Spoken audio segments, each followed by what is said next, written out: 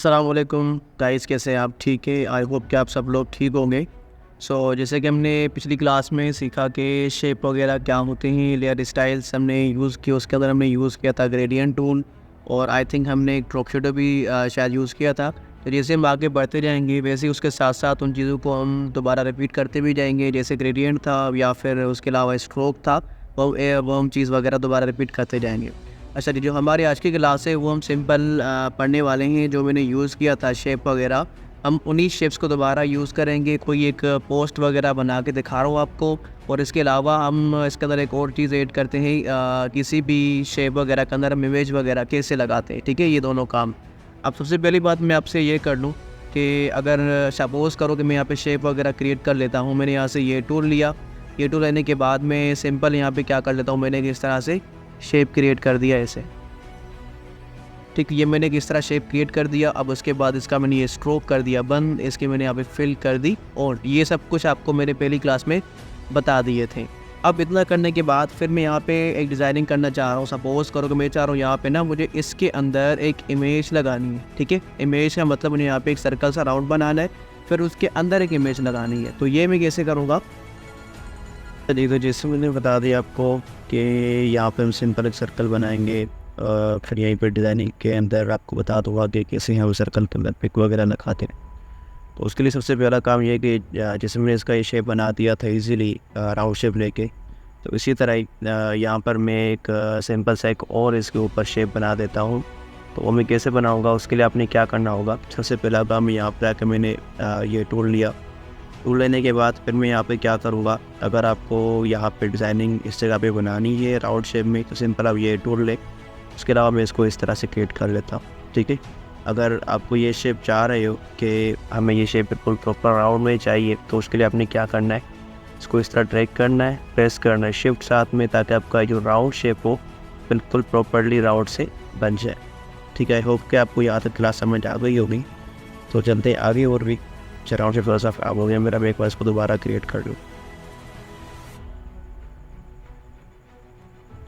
ठीक है जी। पहले आपने क्लिक छोड़ना है, फिर उसके बाद ये वाला कर देना है। अब उसके बाद यहाँ पर मैं क्या करूँगा, सपोज करो इसका मैंने ये वाला कलर फिलहाल क्लिक कर दिया, ठीक है। अब यहाँ तक ये डिज़ाइनिंग मैंने क्रिएट कर दी है। अब उसके बाद आगे बढ़ते हैं कि यहाँ पर मैं चाह रहा हूँ मुझे इसके अंदर ना एक इमेज लगानी है।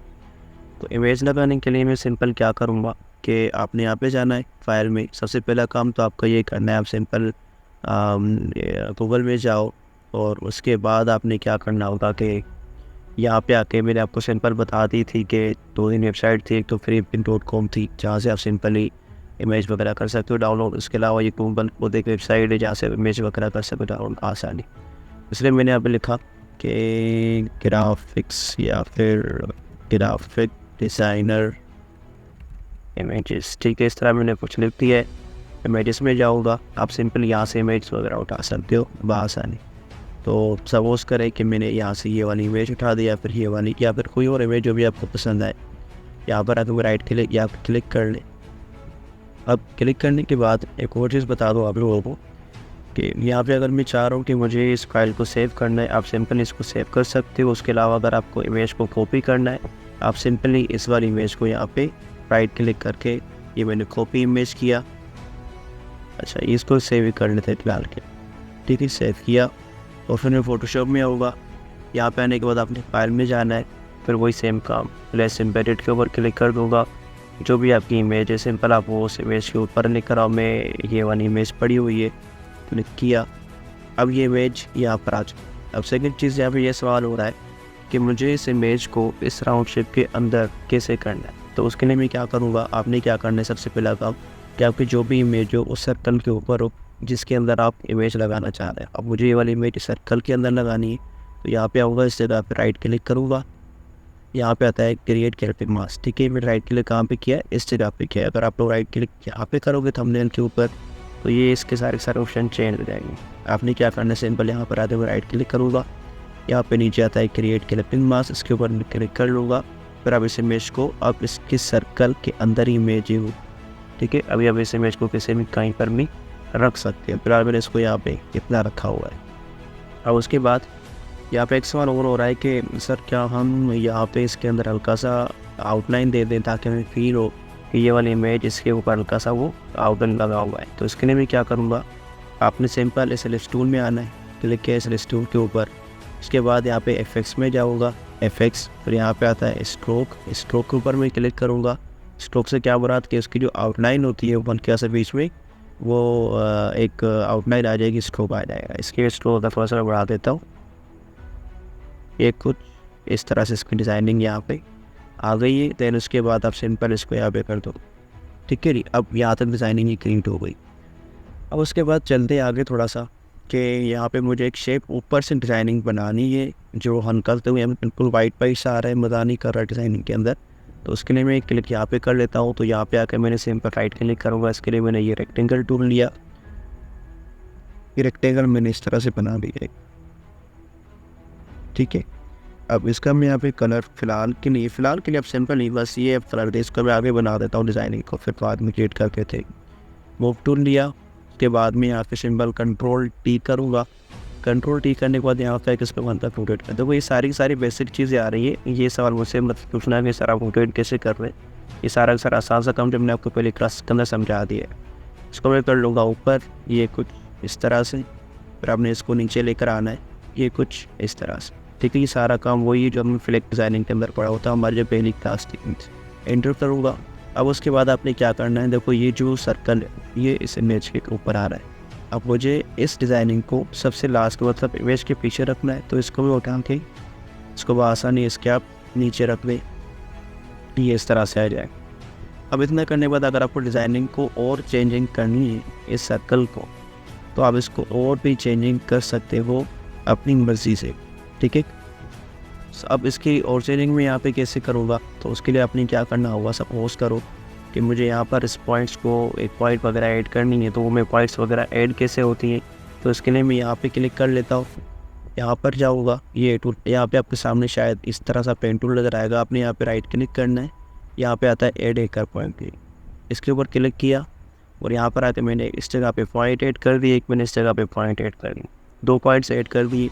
अब मुझे इन दोनों पॉइंट्स के बीच में एक हल्का सा वो वेव सा इफेक्ट, वेव वगैरह होते हैं ना, वेव्स, मुझे उस तरह से कोई इफेक्ट अप्लाई कर देना है। तो उसके लिए मैं यहाँ पे राइट क्लिक करूँगा, यहाँ पे नीचे आता है कन्वर्ट पॉइंट टूल, इसके ऊपर क्लिक करूँगा और इसको हल्का सा मूव कर देता हूँ। इसी तरह फिर मैं यहाँ पर आऊँगा, इसको भी हल्का सा मूव कर ले, ताकि हल्का सा आपका ना वो वेव वाला इफेक्ट यहाँ पे वो क्रिएट हो चुका है ऊपर से, ठीक है। आई होप यहाँ तक आपको क्लास समझ आ गई होगी। फिर थोड़ा सा आगे बढ़ लेते हैं बस। अब यहाँ पर मैं क्या करूँगा कि सिंपल अगर मैं इस डिज़ाइनिंग के ऊपर हल्का सा वो अप्लाई करना चाह रहा हूँ ग्रेडियंट, तो वो कैसे होगा, सबसे पहला काम नहीं आप इसको करना है सिलेक्ट, ठीक है। लेयर यहाँ पे सिलेक्ट हो गई है। फिर आपने एफएक्स में जाना है, यहाँ पे ऊपर आता है ग्रेडियंट ओवरले, इसके ऊपर मैंने क्लिक किया। क्लिक करने के बाद यहाँ पे आप इसको जो भी कलर यहाँ पे देना चाह रहे हो आप दे सकते हो। सपोज कलर इसको मैं चाह रहा हूँ ब्लू कलर हो और एक इसका यहाँ पे डार्क या फिर लाइट सा ब्लू कलर होना चाहिए, ठीक है। ये कुछ इस तरह मैंने दे दिया है इसको, ये वो डार्क हो गया। एक मिनट, इसको मैं हल्का सा डार्क ये देना चाह रहा हूँ, ठीक है। इस तरह से हो गया, ओके कर ले। इसको भी लेकर आए इधर सेंटर में, इसको 50% लोकेशन, ठीक है जी। अब उसके बाद यहाँ पे आई थिंक इतना काफ़ी है। अब यहाँ पे इसका एंगल अगर मैं सेट करूँ तो एंगल भी आप इसको सेट कर सकते हो। फिलहाल के इसको मैंने यहाँ पर रख दिया। अब इतना करने के बाद यहाँ पे ये सवाल पैदा हो रहा है कि सर क्या हम अगर इसके ऊपर डिज़ाइनिंग करना चाह रहे हैं कोई सेम, तो फिर हमें क्या सेटिंग में दोबारा जाना पड़ेगा। तो इसके आपने सेटिंग में नहीं जाना, बस सिंपल आपने क्या करना है, यहाँ पर आकर मैं राइट क्लिक करूँगा, यहाँ पे नीचे लिखा होगा कॉपी लेयर स्टाइल, ठीक है। यहाँ पर मैं क्लिक करूँगा। अब जो भी हमारा लेयर स्टाइल यूज़ हुआ सारा कॉपी हो चुका है। इस तरह फिर मैं यहाँ पर आऊँगा, राइट क्लिक करें और यहाँ पे आता है पेस्ट लेयर स्टाइल, इसके ऊपर मैंने क्लिक किया, यहाँ पे पेस्ट लेयर स्टाइल हो चुका है, ठीक है। आई होप यहाँ तक आपको समझ क्लास आ गई होगी। इसके अलावा यहाँ पे सिंपल आपने वही टेक्स्ट वगैरह लिखने होते हैं, तो टेक्स्ट लिख, ठीक है। तो मेरे पास फाइल है, फिलहाल मैं आपको बस ऐसे ही बता रहा हूँ टेक्स्ट वगैरह कैसे लिखने होते हैं। उसके लिए सबसे पहले तो हमने क्या करना है, यहाँ पे देखो ये नज़र है, ये लाइन हल्की सी छोटी सी ये रूलर्स नज़र आ रहे हैं आपको। तो अगर आपने सिंपल व्यू में जाना है, यहाँ पे देखो अगर रूलर के साइड में ये वाली टिक मार्क लगा हुआ है तो ठीक है। अगर टिक मार्क नहीं लगा हुआ तो आपने इसके ऊपर क्लिक कर देना है, ये टिक मार्क आ जाएगा। जैसे यहाँ पे यह जगह पर आपने यहाँ से एक लाइन उठा के इधर लेकर आनी है यहाँ पे, ठीक है। इसको गैप हल्का सा यहाँ पे रख देना है। अब गैप में यहाँ पे लाइन क्यों दिया है, लाइन मैंने इसलिए दी, यहाँ पे सिंपल में टेक्स्ट लिखना चाह रहा हूँ उस जगह पे, तो यहाँ पर मैं क्या करूँगा, पर मैंने जूम कर दिया। ठीक है, यहाँ पे आप सिंपल टेक्स्ट टूल लें और यहाँ पर मैंने लिखा, सपोज करो कि वी आर, ठीक है, ये कुछ मैंने इतना लिख दिया है। मूव टूल लिया, इसको मैं लेकर आऊँगा इधर और इसको कंट्रोल टी करके, ये सर आपने सीख लिया टेक्स्ट टूल कैसे यूज होता है, आई थिंक आप सबको पता होगा। सिलेक्शन दी और बोल्ड से मैं कर लेता हूँ इसको हल्का सा रेगुलर। ठीक है, ये इस तरह से। अब यहाँ तक मैंने हो गया, ये आपने लाइन के बीच में बिल्कुल रखना है, इसकी ये जो अलाइनमेंट होगी वो सारी सही होगी। इसी तरह पर आपने यहाँ पर नीचे लिखना है, हायरिंग का बटन लगाना है, तो इसके लिए मैं यहाँ पे सिंपल कंट्रोल जे कर लेता हूँ डुप्लीकेट। आप इसको लेकर आओ नीचे की तरफ ट्रैक, यहाँ पे अपने क्या लिखना है, हायरिंग का वो बड़ा सा एक अल्फाज होता है। ठीक है, ये मैंने लिख दिया हायरिंग। अब उसके बाद इसके, ठीक है, सिलेक्शन का बटन आ गया। अब इसके बाद सिलेक्शन किसी में इसका आप सिंपल सिलेक्शन इस तरह से कर लें। सिलेक्शन करने के बाद यहाँ पे ऊपर तो रेगुलर लिखा हुआ आ रहा है, क्लिक किया, इसको मैं हल्का सा बोल्ड कर देता हूँ। बोल्ड किया, वो टूल लिया, इसको मैं लेकर आऊँगा इधर, बिल्कुल इसके साथ मिला दिया, कंट्रोल टी करूँगा और इसको मूव करके यहाँ पे आप इधर नीचे रख लो। ठीक है, इस पल का सब बड़ा कर दिया भाई।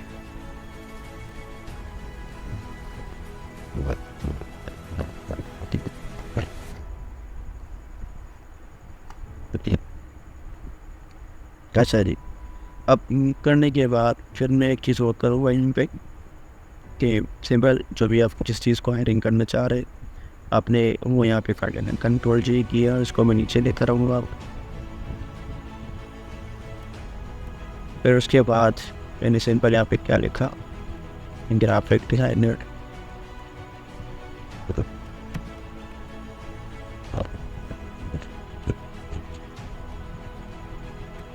अब इसके किसी वो क्या नाम है, बोर्ड की जगह रेगुलर रख दो और इसके हम साइज थोड़ी सी कम कर दो।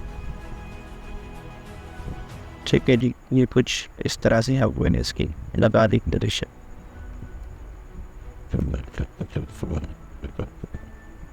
अब डायरेक्शन ऐड करने के बाद फिर मैं एक चीज़ और यहाँ पे करूँगा, वो ये कि आपने यहाँ पे देखो इस जगह पे ना हल्का सा इसके अंदर एक टोन बना दो ताकि फील हो के यहाँ पे हमने एक कुछ चीज़ लिखी हुई है। या फिर एक काम करो, तब सिंपल मैं ये टूल ले रहा हूँ और इसके ऊपर यहाँ पे आके इस तरह से एक हाईलाइट कर दूँगा इसको। ठीक है, अब इस तरह करने के बाद यहाँ पे इसको मार्कर से राउंड पे कर लेता हूँ। राउंड भी कर दिया, राउंड करने के बाद इसका स्कोप ये वाला हटा दे, फिर यहाँ से ऑन कर दे, कोई भी कलर दे, मैंने ऐसा ब्लू कलर दे दिया जो थीम वगैरह चलता आ रहा है। और उसके बाद यहाँ पे मसला ये आ रहा है कि ये जो टेक्स्ट हाइट हो गया, फिर आप सिंपल इस वाले रेक्टेंगल को उठा के इसके नीचे रख दो, ये आ जाएगा। टेक्स्ट कलर आप इसको वाइट कर दो। ठीक है, इस तरह से। तो उस पर भी नीचे यहाँ पे जो लिखी थी डिस्क्रिप्शन की हमें रिक्वायरमेंट वगैरह जो भी होती है, उसके लिए आप सिंपल यहाँ पे बाद में कैसे लिखना डिस्क्रिप्शन वो आपको पता होगा क्या क्या ऐड होता है। ठीक है, इसी तरह। अब उसके बाद ये मैंने कर दिया इसको ब्लैक कलर, डिस्क्रिप्शन जो भी हमारी आती जा रही है, और ये कुछ इस तरह क्या भी है अपनी तरफ से मैन्युअली। ठीक है, इसको हल्का सा डिज़ाइन को थोड़ा सा कम कर दो।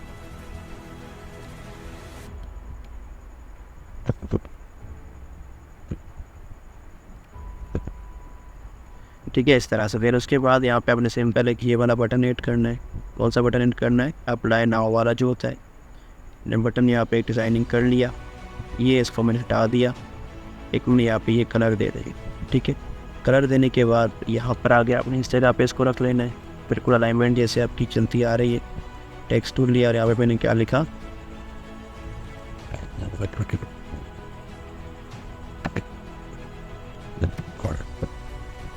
ठीक है जी, यहाँ पे मैंने लिखा अप्लाई नाउ। अब उसके बाद वो टूल लिया है, इसको मैं लेकर आऊँगा ऊपर की तरफ, ट्रैक कलर दिया, कंट्रोल टी किया और यहाँ पर आगे इसको मैंने थोड़ा सा इंक्रीज़ कर दी साइज़। ठीक है, ये इस तरह से।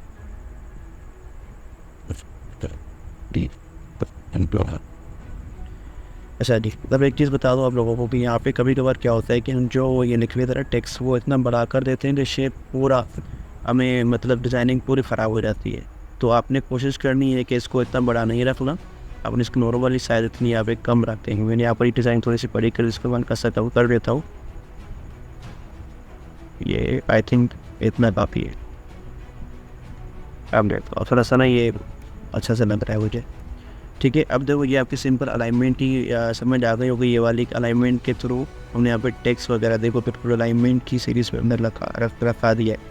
ठीक है, सो आई होप कि आज की आपको ये वाली क्लास समझ आ गई होगी। तो आपका ये टास्क सिंपल क्या होगा, आपने भी इस तरह से एक बैनर बना देना है और इसको आगे रिपीट कर देना। एक और चीज़ बता दो, देखो यहाँ पे ये वाला हिस्सा मुझे खाली नज़र आ रहा है, तो आपने क्या करना है यहाँ पे इस हिस्से के ऊपर वो लगा देना है जिसके कॉन्टैक्ट वगैरह होते हैं ना, तो क्लाइंट कॉन्टैक्ट कैसे करें और अपनी लिंक वगैरह ऐड कर देनी है। यहाँ पे लोगो भी यहाँ पे आ सकते हैं, लोगो वगैरह यहाँ पे लगा सकते हैं। ठीक है जी, सो आई होप कि आपको ये वाली क्लास समझ आ गई होगी। सो इंशाल्लाह मिलते हैं अगली क्लास में। अल्लाह हाफ़िज़।